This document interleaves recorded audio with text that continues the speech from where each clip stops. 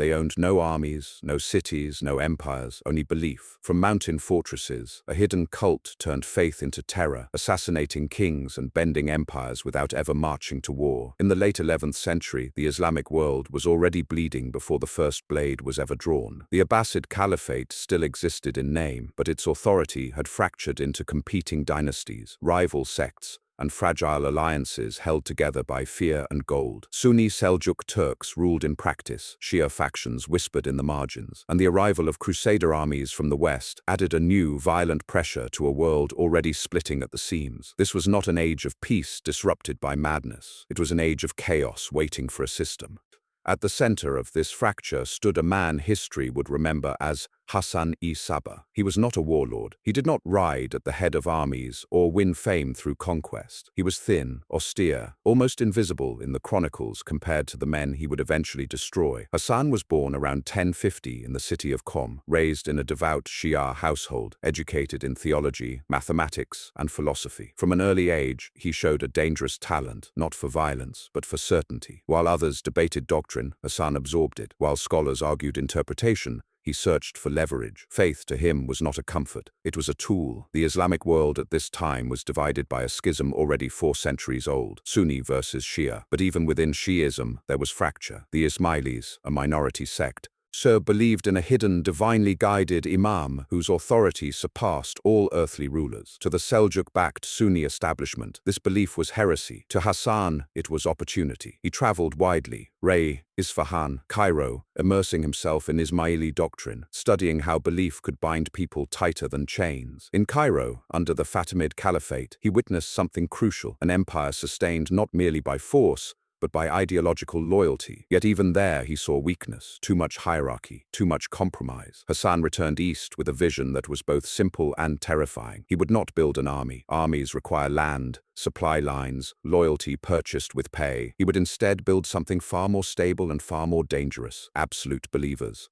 Men who did not fear death, because death had already been accounted for. Men who would kill not for gold or glory, but because they believed reality itself demanded it. Around 1090, Hassan seized control of a remote mountain fortress in northern Persia called Alamut. It was not taken by siege, it was taken by infiltration. Hassan converted the garrison commander, then the soldiers, then the surrounding villages. When the Seljuks realized what had happened, the fortress had already become untouchable. Alamut sat high above the valley, its stone walls wrapped in mist, supplied by hidden paths and loyal locals. It would never fall by conventional means. More importantly, it became the heart of something new, not a kingdom, not a rebellion, a doctrine with teeth. From Alamut, Hassan began building a network of satellite fortresses stretching across Persia and Syria. Each was isolated, defensible, and ideologically pure. But fortresses were not the weapon. The weapon was the Fidari, the devoted one. These were not common soldiers. They were carefully selected young men, separated from their families, immersed in doctrine, stripped of individual identity. They were taught that the imam's will superseded instinct, pain, and survival. Obedience was not enforced through punishment. It was achieved through meaning. Hassan offered them a universe where death was not loss,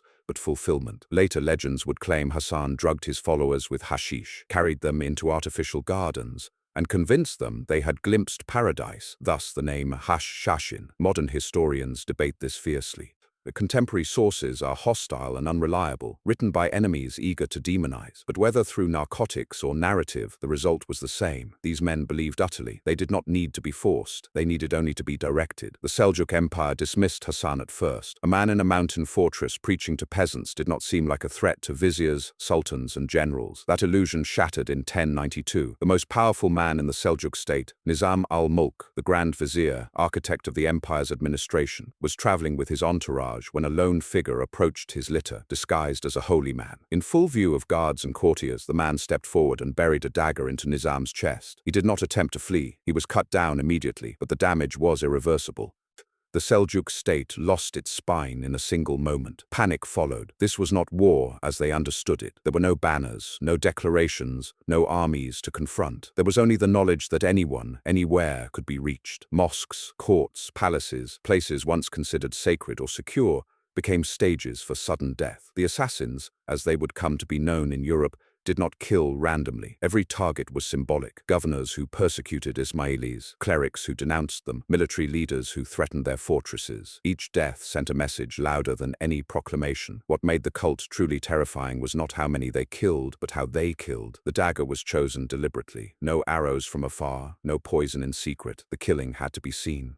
The assassin had to look into the eyes of the victim. Escape was optional. Martyrdom was acceptable. Survival, when it happened, was merely a convenience. This inverted the logic of power. Rulers accustomed to buying loyalty or crushing rebellion found themselves facing men who could not be bribed, threatened, or deterred. As news of these killings spread, paranoia infected the elite. Bodyguards slept in armor. Rulers changed bedrooms nightly. Some wore chainmail beneath their robes, even at prayer. Yet the fear did not stop the blades. It amplified them. The assassins had turned belief into a strategic weapon, one that required no supply lines and left no battlefield to conquer. By the time the Crusaders carved their bloody path into the Levant, they unknowingly entered a world already conditioned to invisible war.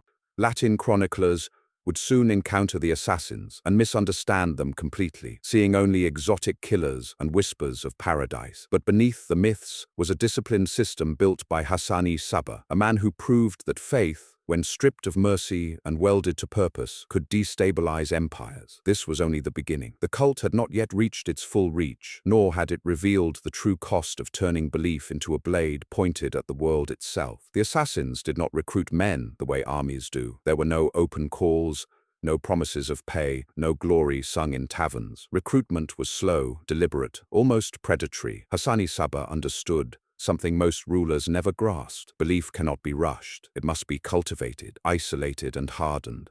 The young men who would become Fidari were not chosen for strength or rage. They were chosen for emptiness, orphans, social outcasts, sons of families crushed by Seljuk taxation, boys who had grown up watching authority humiliate their parents in the name of orthodoxy. These were men already wounded by the world. Hassan did not create their resentment. He gave it structure. From the moment a recruit entered an Ismaili stronghold, his old life began to dissolve. Names became secondary. Family ties were severed. Letters home stopped. Identity narrowed until only purpose remained. Instruction was relentless but controlled. Doctrine was introduced gradually, never all at once. Questions were allowed, encouraged even, but always guided toward predetermined conclusions. The Imam was not presented as an abstract theological concept.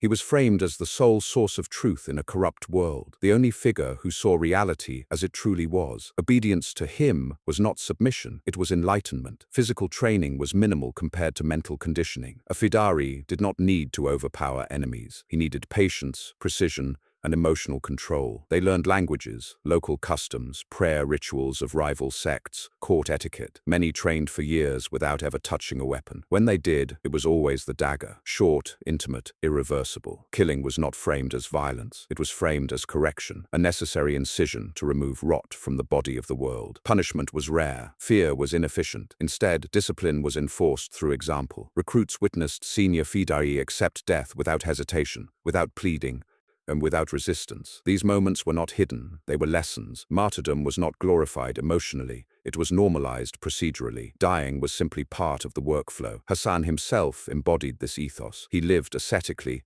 executed his own son for disobedience, and ruled Alamut with cold consistency. Mercy, he believed, diluted belief. By the late 1090s, the assassins had refined their system to the point where orders could be delivered with terrifying simplicity. A single word, a gesture, sometimes nothing more than a look. The Fidari did not need justification. They had already internalized the logic. When told to kill, they did not weigh consequences. They did not imagine escape. They acted. This predictability made them unstoppable. No threat could deter someone who had already accepted death as a condition of service. The Seljuk response was chaos. They attempted mass arrests, executions of suspected Ismailis, public denunciations. None of it worked. Killing sympathizers only confirmed the assassin worldview. The state was tyrannical, blind, illegitimate. Every crackdown fed the cult. Governors began paying protection bribes. Some kept assassin daggers on their pillows as a reminder of vulnerability. Others quietly opened communication channels with Alamut, hoping neutrality would spare them. Hassan accepted all of it. Fear, submission, negotiation. It all served the same purpose: control. Then the cult expanded west. Syria in the early 12th century was a patchwork of Crusader states, Muslim emirates, and shifting alliances too fragile to last a generation. Into this instability stepped the assassins. Under leaders like Rashid ad-Din Sinan, Later known in Europe as the Old Man of the Mountain, the Syrian branch became even more audacious. Sinan operated with autonomy, adapting Hassan's methods to a new environment filled with foreign kings and holy warriors who understood nothing of Ismaili doctrine, but everything about fear. Crusader lords soon learned the same lesson Seljuk viziers had learned decades earlier. Stone walls meant nothing. Armies meant nothing. A man praying in a church was just as exposed as a sultan in his palace. In 1152, Raymond II of Tripoli was stabbed to death in broad daylight at the gates of his own city. His killers made no attempt to flee. The message was unmistakable. Faith could cross religious lines. The assassins did not kill for Islam versus Christianity. They killed for leverage. This was the moment belief became a global weapon. European chroniclers struggled to comprehend what they were witnessing. They tried to explain it through superstition, hashish, sorcery, garden paradises. The reality was more unsettling. The assassins were not madmen. They were rational actors operating within an extreme but coherent belief system. Their power lay not in numbers, but in the psychological collapse they induced. Every ruler now had to ask the same question. Who around me believes something more than they fear death? The cult understood optics. Targets were chosen not only for political importance, but for narrative value. A murder in a marketplace echoed louder than one on a battlefield. A killing during prayer mocked divine protection. Each assassination rewrote the rules of power. Authority was no longer guaranteed by armies or bloodlines.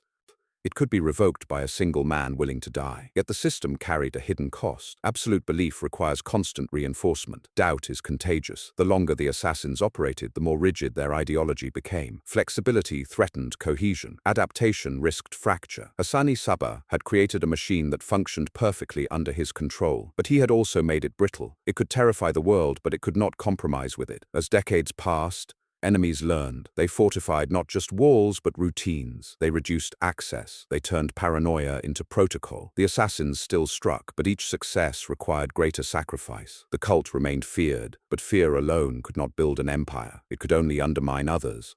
And then a new force appeared on the horizon, one that did not fear daggers, did not negotiate with shadows, and did not care about belief at all. The assassins had mastered the art of killing kings. They were about to face an enemy that killed entire worlds. By the mid-12th century, the cult had achieved something unprecedented. Without ruling territory in the traditional sense, without banners or crowns, the assassins had inserted themselves into the strategic calculations of nearly every major power from Persia to the Mediterranean. Seljuk sultans hesitated. Crusader kings negotiated. Muslim emirs paid tribute. Christian lords sent envoys. Faith had become leverage, and leverage had become currency. But belief, when stretched too far, begins to mutate. The assassins were no longer merely reacting to persecution or defending Ismaili survival. They were now shaping geopolitics. They killed not only enemies, but inconvenient allies. They accepted contracts, sometimes from Christians against Muslims, sometimes from Muslims against Christians, sometimes against both. To the outside world, this blurred their original ideological purpose. To the cult, it did not matter. The doctrine had evolved. The Imam's will was no longer only theological. It was strategic. The world itself had become the battlefield. Rashid ad-Din Sinan, ruling from the Syrian fortress of Masyaf, understood this transformation better than anyone. Unlike Hassani Sabah, who ruled through distance and doctrine, Sinan ruled through presence and reputation. He cultivated mystique deliberately. He allowed legends to grow unchecked. He wanted rulers to fear him not as a man, but as an inevitability. When Crusader envoys visited Masyaf, they did not meet a raging fanatic. They met a calm, soft-spoken authority who never raised his voice and never denied his power. The most famous of these encounters involved Saladin, the Kurdish general who would become the greatest Muslim leader of the age. Saladin despised the assassins. He saw them as heretics, parasites feeding on chaos. He launched campaigns against their fortresses, determined to erase them. And then, one night, he woke to find an assassin dagger planted beside his bed, embedded in the ground, untouched. No guard had seen anything. No alarm had been raised. The message was precise. "We could have killed you. We chose not to." Saladin withdrew. This was the height of assassin influence. They could kill kings or spare them, destabilize regions or stabilize them, ignite wars or prevent them. Faith had crossed continents, transcended religions, and rewritten the language of power. Yet in doing so, it had drifted dangerously far from its roots. The assassins were no longer a persecuted minority defending survival. They were an institution of terror maintaining relevance through fear alone. And fear has a shelf life. The problem was scale. The cult functioned perfectly when its enemies were fragmented, empires riddled with succession crises, crusader states divided by rivalry, dynasties at war with themselves. But history does not remain fractured forever. Eventually, consolidation comes, and consolidation is fatal to shadows. That consolidation arrived from the east. In the early 13th century, rumors began spreading across Persia and Central Asia of an unstoppable force, unlike anything seen before. Cities erased, populations slaughtered, walls reduced to rubble. This enemy did not negotiate. It did not fear assassination. It did not rely on kings. It moved like a natural disaster. The Mongols, under Genghis Khan, were not an empire built on belief or legitimacy. They were built on annihilation. The assassins attempted their usual strategy. They sent envoys. They tested infiltration. According to later accounts, they may have even attempted to assassinate Mongol leaders. If they did, it failed. The Mongols did not respond with paranoia. They responded with extermination. When Hulagu Khan, grandson of Genghis, marched west with orders to destroy all resistance, the assassin fortresses were no longer invisible threats. They were targets. And unlike Seljuk or Crusader forces, the Mongols did not respect sacred ground, ancient walls, or psychological warfare. They reduced everything to siege math: food, water, stone, time. Alamut fell in 1256. The fortress that had never been taken by force opened its gates under overwhelming pressure. Its libraries were burned, its archives destroyed. Centuries of doctrine, strategy, and internal record vanished in smoke. The cult that had weaponized faith so effectively left behind almost no primary sources to explain itself. What survived were enemy accounts, legends, exaggerations, and fear-soaked memories. The Mongols executed the leadership, dismantled the network, and erased the infrastructure that sustained belief. In Syria, Masyaf survived slightly longer, protected by distance and diplomacy, but its fate was sealed. Without Persia, without coordination, without mythic invincibility, the assassins became just another vulnerable sect. Their daggers no longer terrified rulers who commanded armies that erased cities in days. Faith, once their greatest weapon, now betrayed them. Absolute belief had created obedience, but it had also prevented adaptation. The assassins could not become something else. They could not compromise their identity without destroying the very mechanism that made them powerful, and so they broke. By the late 13th century, the cult as a political force was finished. Its survivors faded into history, absorbed into broader Ismaili communities, stripped of the terror that once defined them. The world moved on. Empires rose and fell, but the echo remained. European languages kept the word assassin, forever detached from its origin, transformed into a generic term for political murder. The myth outlived the reality. Paradise Gardens, drugged killers, fanatics without reason. These stories flourished precisely because the truth was more disturbing. The assassins did not need madness. They needed conviction. They proved something history has never been able to unlearn. That belief, when engineered and disciplined, can rival armies. That faith, when stripped of doubt and welded to purpose, can become a weapon capable of reshaping continents. But every weapon leaves debris. The assassins destabilized the Islamic world at a critical moment, weakened resistance against crusaders, and contributed to an era of fragmentation that made external conquest easier. Their victories were surgical, precise, terrifying, but they did not build a future. They created vacuums, and vacuums invite monsters. In the end, they were consumed not by enemies who feared death, but by enemies who did not care about it at all. The cult that turned faith into a global weapon had reached the limit of what belief alone could accomplish. What remained was the question history still struggles with. Did they protect their people, or did they doom them? When Alamut burned, it wasn't just stone that collapsed. It was an idea that had taken nearly 2 centuries to assemble. Fire erased libraries,